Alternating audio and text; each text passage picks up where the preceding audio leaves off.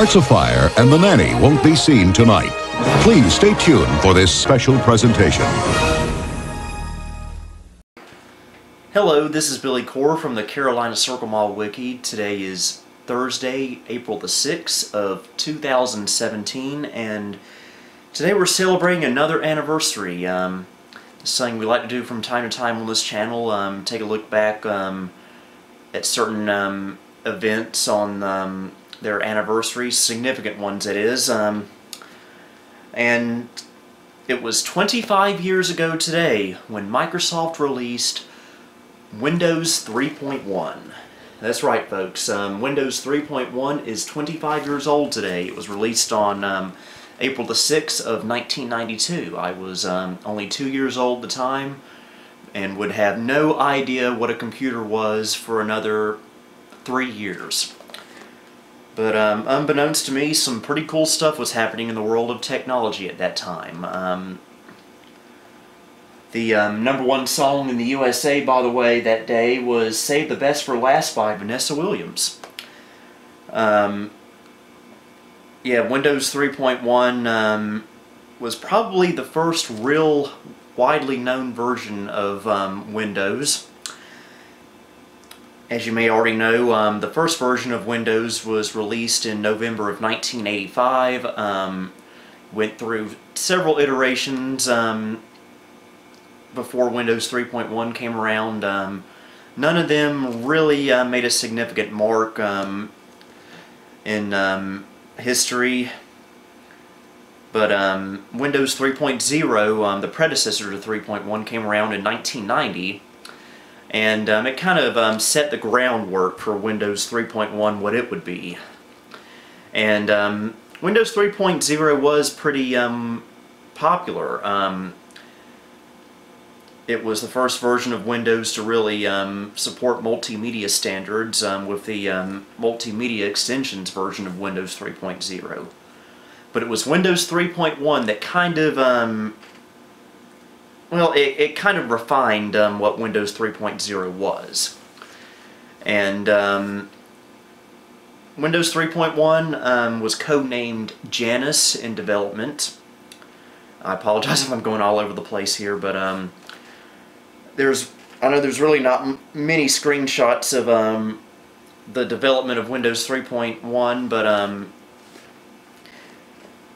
Windows 3.1 was actually the first version of Windows I ever saw or used. In fact, not only was it the first version of Windows I ever saw, but it was the first thing I ever saw on a computer to begin with. I've told this story before about the summer of 1995 when I was introduced to my aunt's Gateway 2000 P5100XL that she got new in May of 1995. And it came pre-installed with MS-DOS 6.22 and Windows for Workgroups 3.11. Windows for Workgroups 3.11 was pretty much exactly the same as Windows 3.1, but with added networking support. And it kind of became the most widely used version of Windows 3.1X, but that's a story for another day. But Windows 3.1 was indeed the first version of Windows I ever used. And I even remember in December of 1995, January of 1996, when we first got our Packard Bell Legend 822 CDT. As you know, it came pre-installed with Windows 95. But I was so accustomed to seeing Windows 3.1 on my aunt's Gateway 2000 that I thought that was the better operating system, because I was a naive 6-year-old. And I tried to convince my dad to buy a copy of Windows 3.1 to install on our Packard Bell. Obviously, that never did happen, and for good reason. But, yeah, let's take a closer look at Windows 3.1, shall we? First, let's take a look at the Windows 3.1 box. I've actually had this for about 7 years now. It was an Easter present from my aunt back in 2010, and I actually did an unboxing video of Windows 3.1, this particular box right here, back in 2010. So if you want to go way back in my videos, you can check that out. But this is what the box looked like. New! So this is what you would get in 1992 if you bought a copy of this. The system requirements for Windows 3.1. Requires MS-DOS version 3.1 or later. Version 5 or later recommended. You need to keep in mind that Windows 3.1 required DOS to be installed first. It was because Windows back then was more of a DOS shell in a way. Well, not really a DOS shell, more like a DOS shell on steroids. But yeah, it ran on top of DOS, only supported up to 8 character file names because of it running on DOS, and a few other limitations here and there because of DOS, but that's just how you rolled back then. Anyway, you also needed a personal computer using a 8286 or higher microprocessor. A 386SX or higher was recommended. 640K of conventional memory plus 256K of extended memory. One 5 1/4 inch high density or 3.5 inch disk drive and a hard disk with 6 megabytes available, 10 megabytes recommended. And an EGA, VGA, Super VGA, XGA, or a Hercules graphics card. Let me just tell you this, if you were running Windows 3.1 back then, you were best off using VGA or Super VGA. And it was also good to have a Microsoft mouse or compatible pointing device, a modem, sound card, CD-ROM, and a media control interface device. Here's the back of it. Makes your PC easier to use.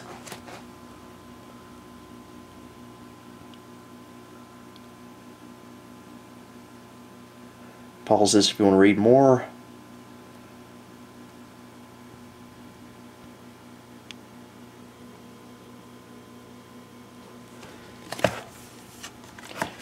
Okay, let's, we're not going to do a full unboxing video, but I do want to maybe show a couple little things in the box.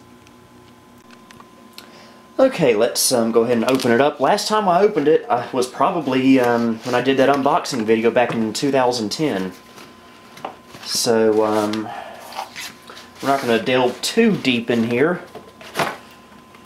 Just enough to see a couple of interesting little doodads.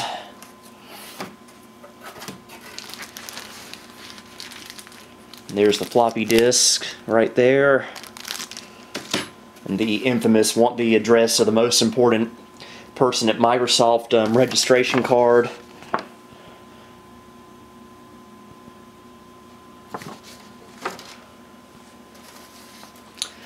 A Windows 3.1 hardware compatibility list and driver library. Look at all these computers from the 1992 era.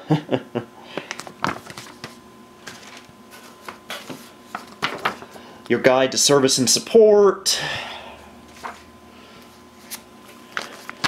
Getting started with Microsoft Windows.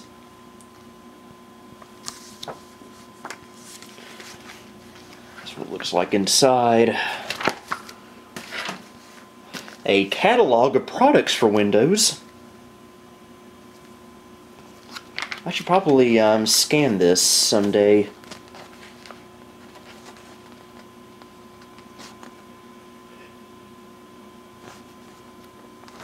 There's a lot of neat stuff in here, actually.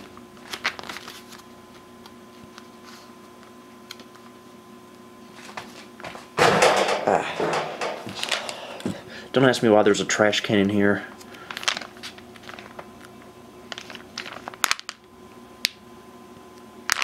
And my favorite part of this is this last page here. Advertising Gateway 2000, one of my favorite computer manufacturers of all time. Even though this is actually showing it running Windows 3.0. But hey, close enough. Close enough. And of course, the morbidly obese user's guide for Windows 3.1. Look how thick this is. How many pages?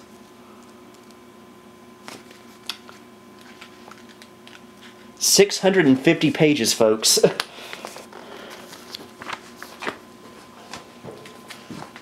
Let me see what we got here.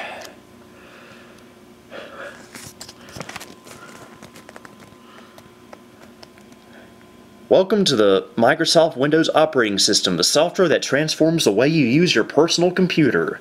The ability to run more than one application at a time with Windows and transfer information between applications is a superior way. Windows uses the full power of your computer, and the rich Windows graphical interface provides a more intuitive, more efficient work environment for your personal computer. My little impression there of the guy that used to do those Matchbox car commercials. Yeah. Now let's put this stuff back in its home. And we'll unbox it again. Maybe in another 25 years. Gosh, 25 years from now, how old will I be? I will be... Let's see, I'm 27 now.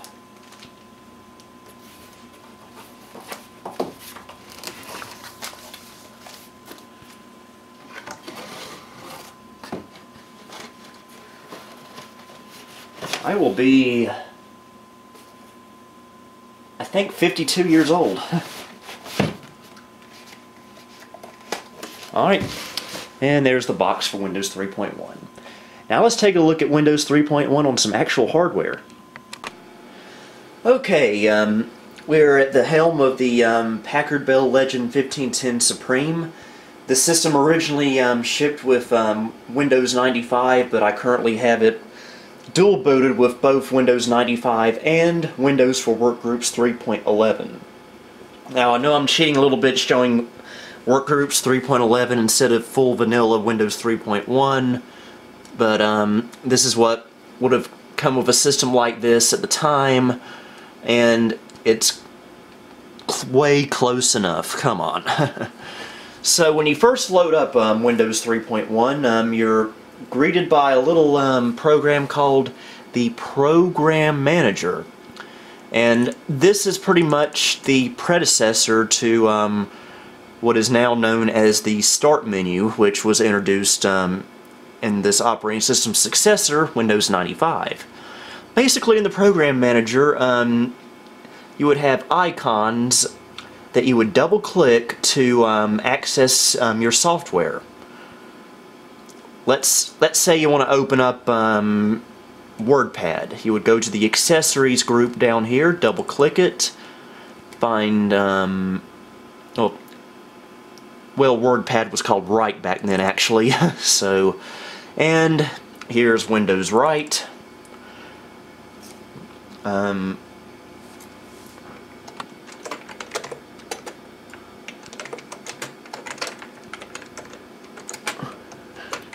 Just type a little birthday message for Windows 3.1.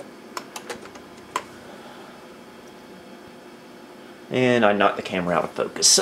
Great. So yeah, that's pretty much how you would access a program. Now, Program Manager on this copy of Windows 3.1 does look a little bit different from what you would normally see in Windows 3.1, but that's because I have a little program installed called Plugin for Windows, which enhances things a little bit for Windows 3.1, makes things a little bit more intuitive. So that's why things look a little bit different than they should. And now, how would you access like a Word document or something on Windows 3.1?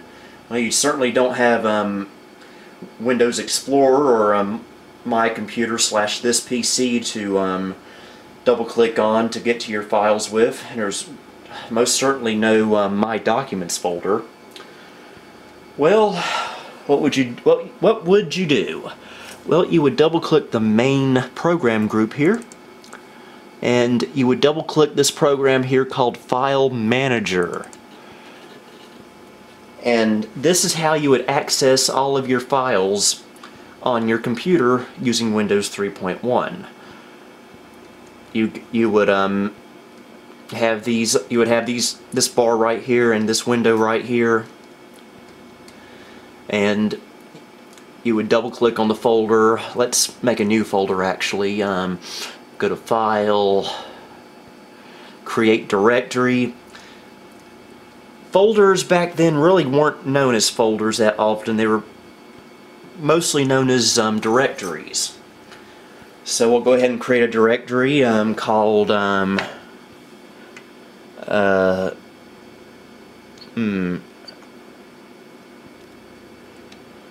birth.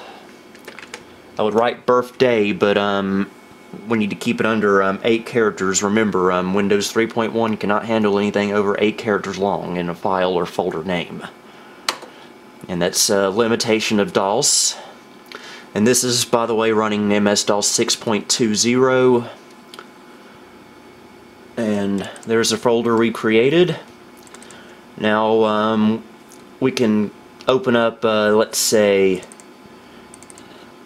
Microsoft Word. This is Word version 6.0, the last version of Word to work with Windows 3.1. And we'll let's add some word art.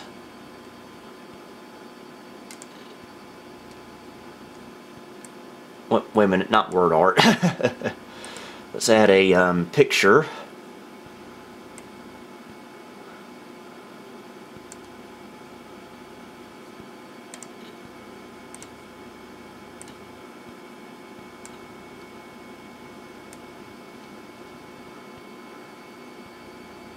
And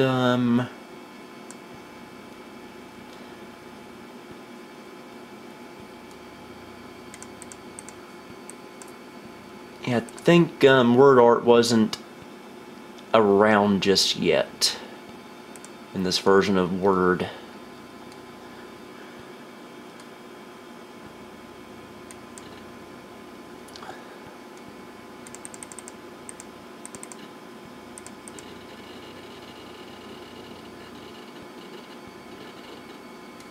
Okay, I don't know what I'm doing now. Let's just save the document.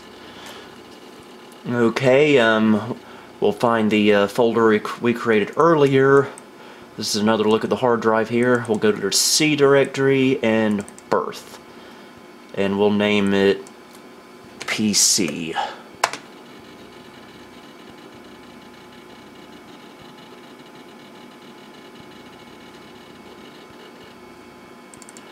And we'll go back to the file manager, go to the birth folder we made earlier, and here's our document.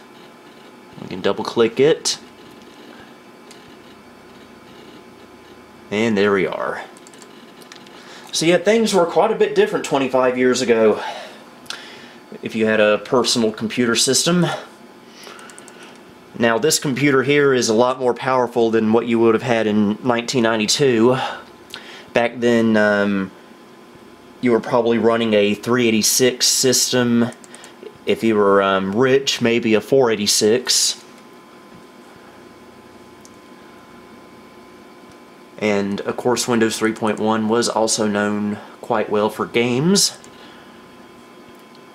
I believe, I can't remember if it was 3.1 or 3.0, but this was the first version of Windows to include Minesweeper.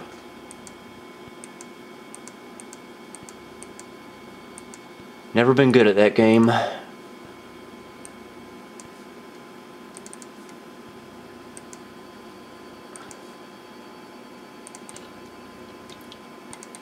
And of course, you had like third-party games. Those were really popular at the time, like SimCity 2000. Now, this is another part of Windows 3.1 I want to discuss.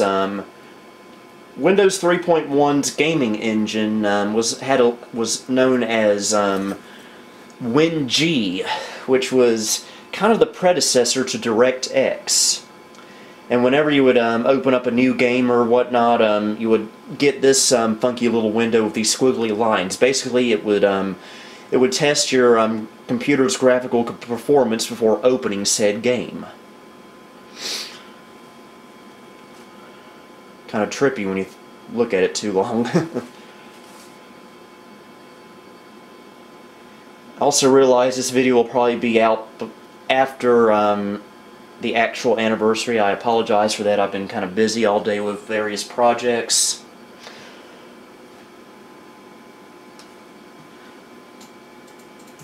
Put this computer over here I'm working on. Running Windows 7, quite a bit newer than this.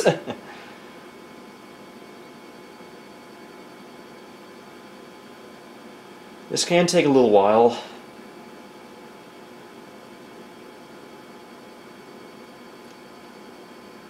And here we go.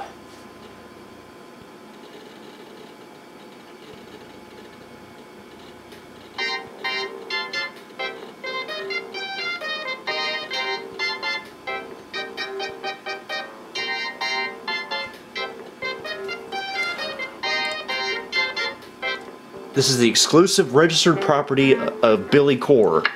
So if you steal this game from me, I will sue you.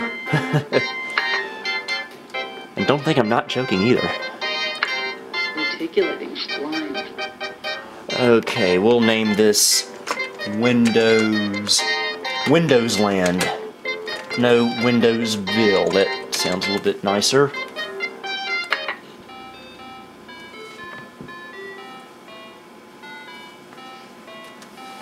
January 1st, 1900. That Y2K bug must have really been a problem. I always thought that music sounded like something you would hear on a cheap children's toy. Okay, we'll start our city right here. Put some hymns there. And some businesses across from it. And we'll add an area for pollution. Build a little road system here. They do call me Road Geek. Some more businesses here. More homes here. And more industry right here.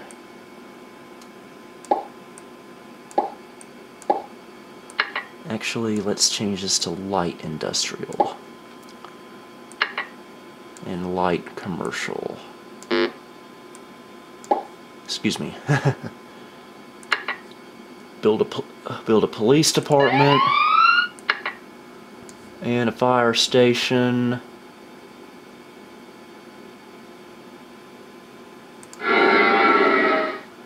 And a plant for power. Excuse me again.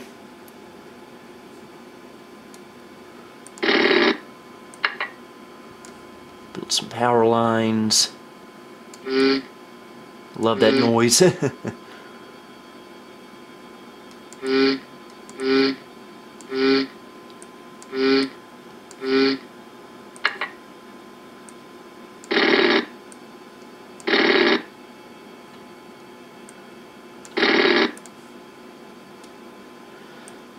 This part of the video is completely pointless. I don't know why I'm doing this, but this game can get addicting.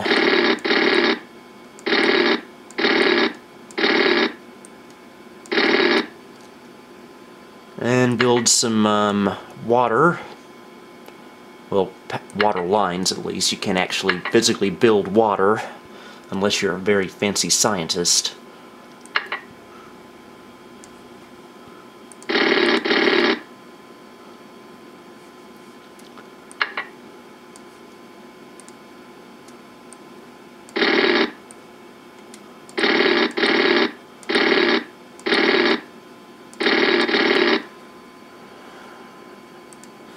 Okay, that'll suffice for now. And African swallow. And I forgot to put power over here. Oh boy, the auto budget.